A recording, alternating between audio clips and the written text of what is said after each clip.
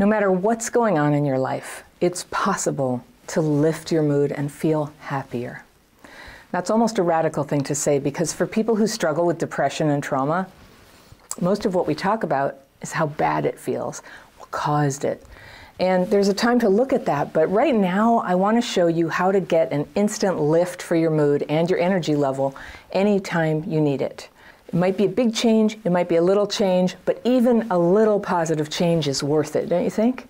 So you might find that you get a big change, because I did. And I know this experience, and I learned how to do this because I'm someone who has known a lot of suffering in my life. I've had good things, but I've had long periods of loneliness and losing people I love, and medical problems and financial problems, and definitely relationship problems, lots of those. And here's the thing.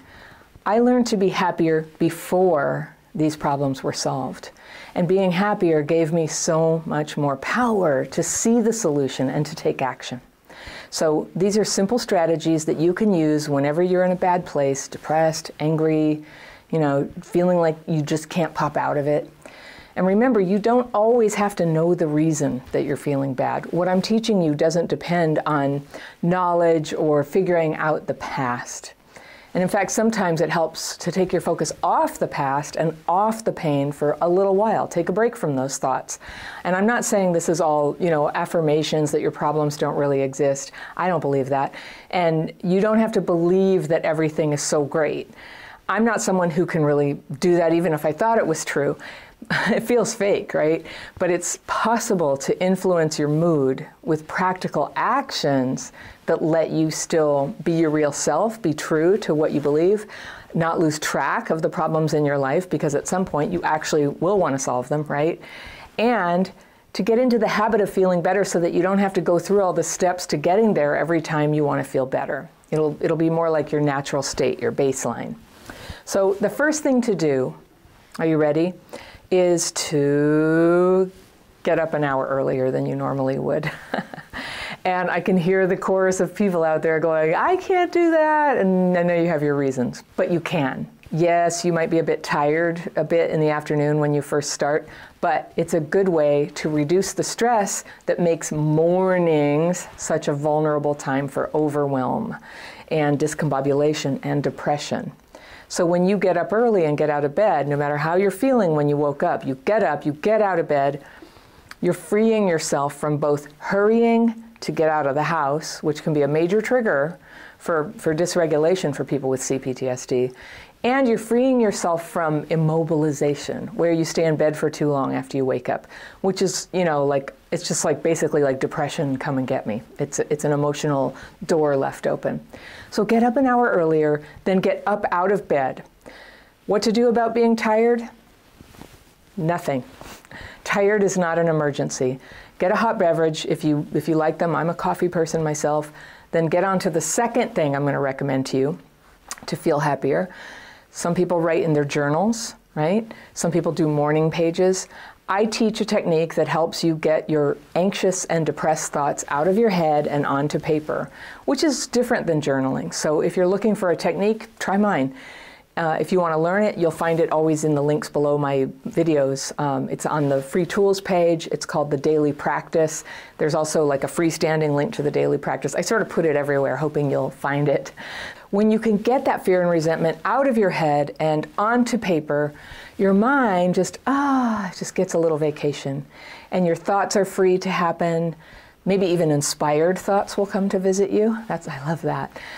It's something other than just a bunch of worrying and rumination and dread. So in my daily practice technique, there's a process to both name the negative thoughts and then the second part is release them. So you name them and you release them, or you ask for them to be removed if you're a higher power person, which I am.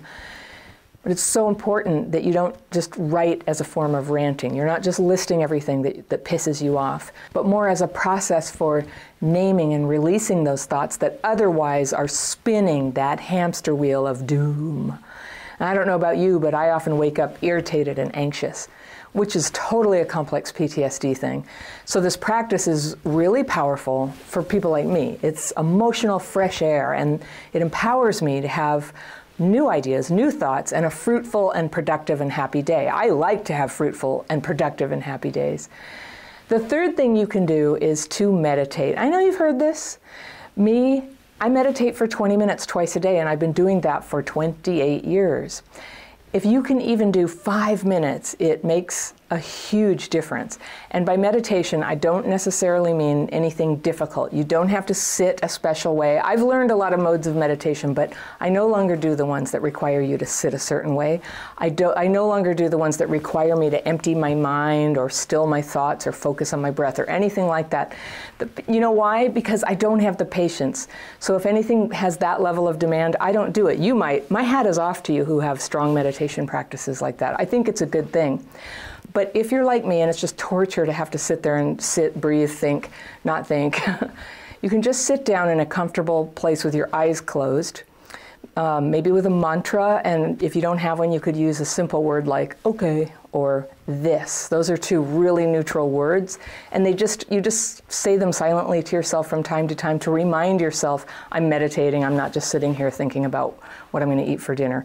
But you will, and I do. My mind is, it's a mind, it thinks. But we're trying to give it a rest for 20 minutes.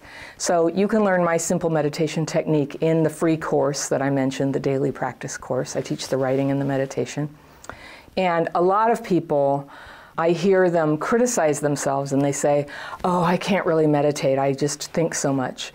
And that's precisely why we meditate. It's because we have an active mind that is designed to think. So you just give it a rest, take all the expectation off that it'll be perfect. You don't have to get your mind all fixed before you start meditating. It's the other way around. Just start meditating and see if your focus improves a little bit. So just start where you are, and writing fears and resentments on paper beforehand, like we just talked about, just might reduce all the mental chatter that's making meditation difficult.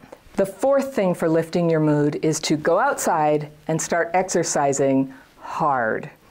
Now, there was a time when I had acute PTSD, and if you've ever heard my story, there have been a couple times in my life where some really traumatic things happened, and my sadness and the PTSD symptoms were so strong I could barely work or even hold a conversation. My mind was really stressed, and I was scattered, and my body was going into full adrenal freak out several times a day.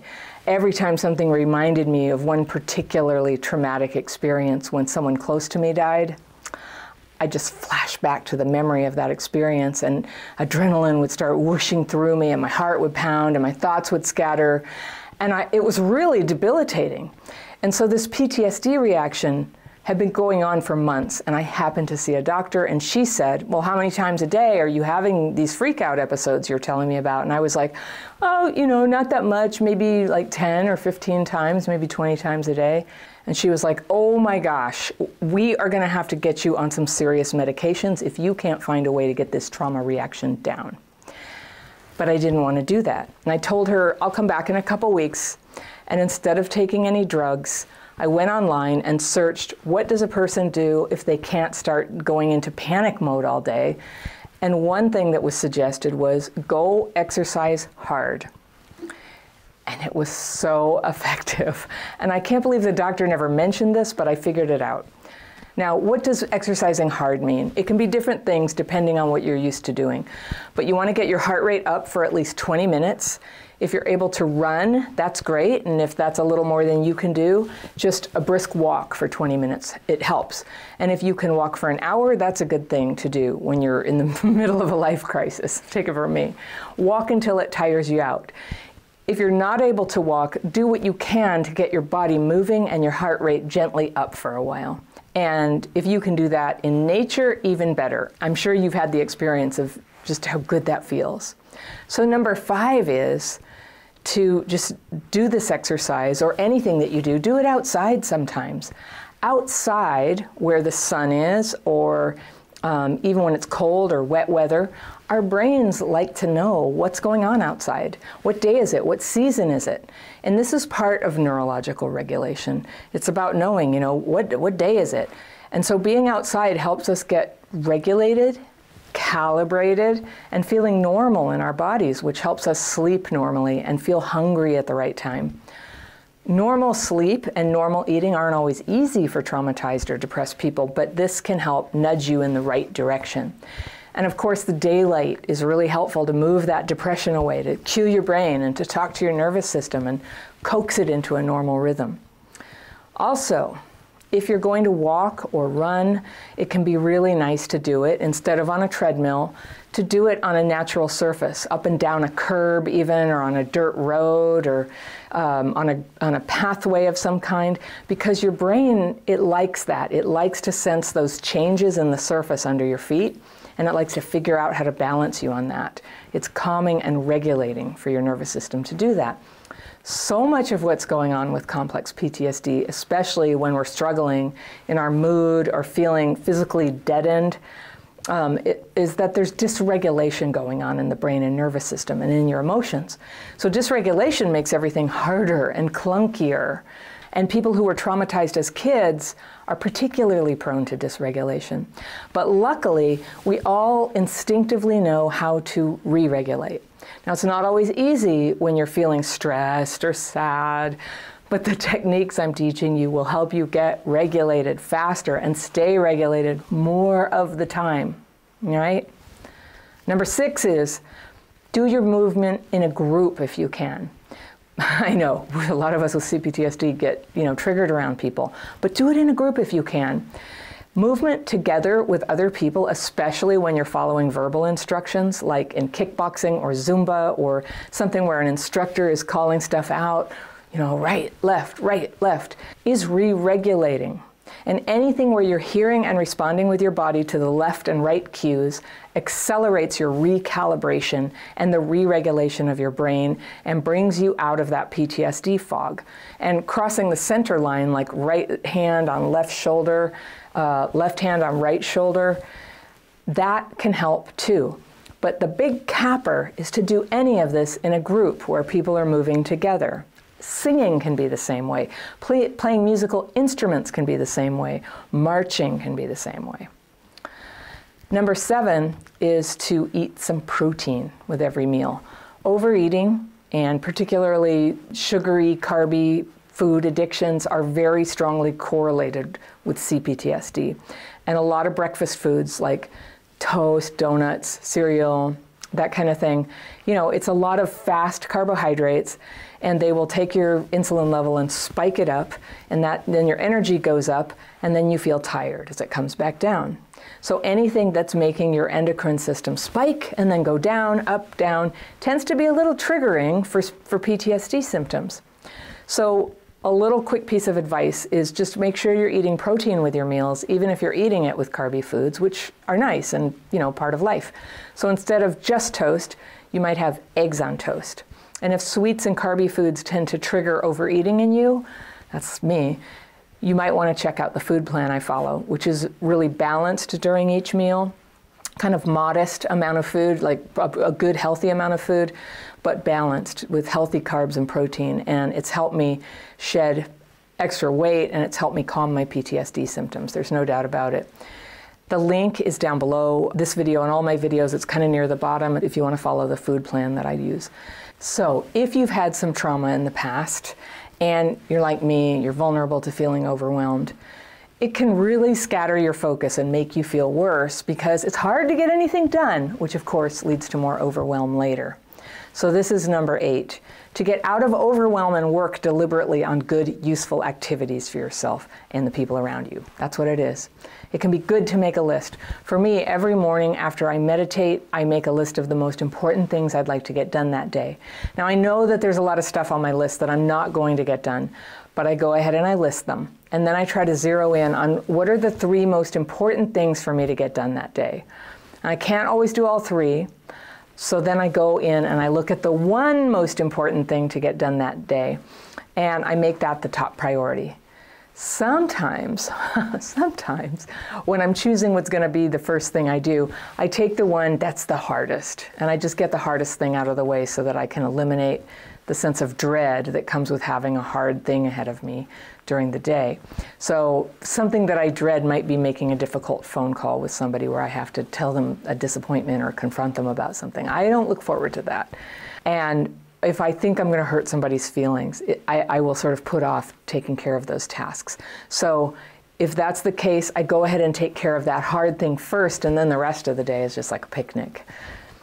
Number 9 is, this one is kind of special, but if you just want to get your spirits up, fight the urge to talk about anything negative. We've been conditioned, if we're feeling bad about something, to talk to as many people as possible. Talk as much as you can, especially if you're a woman. Have you noticed this? When people say, you know, hey, how are you? And it's really easy to give them the whole list, right? Like, oh gosh, this thing is going on, and it's so hard, and you know, the traffic and all the stuff going on in the world, and I've got a headache, and my neighbor lost her job, and you won't believe how this is it, right? If you want to change your mood, I just encourage you to experiment with, you know, don't talk about the bad stuff so much. Don't talk about the thing that's bothering you. Keep your focus on where you're trying to go, on the stuff that you're trying to get done for you, on those positive things you're aiming for today, and it will just kind of drag your spirits along with it. Now, I don't mean categorically you can never talk about what's bothering you. Sometimes, obviously, it's purposeful to talk to somebody about something that's bothering you, but I'm not saying, you know, go into denial. Just generally try experimenting with not talking about the thing that's bothering you, and you will be surprised how easy it is to have your mood start going in a completely new direction when you're not constantly reminded of how upset you are about something. And this is also good when you're trying to get over someone after a breakup, you know, just try not thinking about them. You know, a lot of people go, oh, I can't do that. It's like, no, you can. You get a go-to thought that's a positive thought. And when you catch yourself thinking about the person, you're just like, no, I'm going to think about Spain. And what a nice time I had there once. So try that. Number 10, there's a question that you can ask yourself. What am I avoiding? And a lot of times a depressed mood is really just a sense of dread about the thing you're avoiding. It could be something like you're avoiding learning about something that you need to know for work, or you're avoiding a person that you really ought to be paying attention to. So this is sort of like the do the hard thing first, but this step is like to specifically ask yourself the question of the thing you don't know that you're avoiding. So what am I avoiding? Now, I'm sure you've noticed avoiding things can ruin all your free time while you think about doing it, but you don't do it. So you can write, what am I avoiding? Make a list and see if you can find the next right action for you to take there to give yourself that good feeling of accomplishment, of knowing that you're taking care of your life. And finally, this is the cherry on the sundae. If you really want to have a good day, find something kind that you can do for somebody where they won't find out that you did it for them. If they find out, you lose the point, and then you have to find another secret good thing to do for the day. And the reason I say that is because if there's any chance that you're going to be thought of as a great person for this good thing, it can sometimes dilute the beneficial effects of doing a kindness for someone. You're doing this for your own happiness, and if it helps someone else, even better. If you can call somebody who you know is having a hard time, you can put your neighbor's empty trash cans back in their driveway after pickup. You can put a few quarters in someone's parking meter when you see it's expired. If you can't afford to pay for other people's parking, you can give someone a kind word. Everybody can give others a kind word. And you can just say, you know, you're doing a great job. Or you can compliment them and say, the way you just explained that to the customer was so clear. So be real with them, don't make stuff up. And if it's appropriate to put a hand on their shoulder when you say something kind, that can make your words more powerful. But the point is to pay attention to what other people have done that is deserving of a compliment and just give that to them. When you do that, you become an agent of good, which is really what you're made for. Life feels good when you remember this. And you remember it by acting like it, even when the motivation isn't really there at first. And you're just going through the motions because Anna said you should. Even when you're sad, the good things you do could make a big impact on someone else who's suffering. And that counts.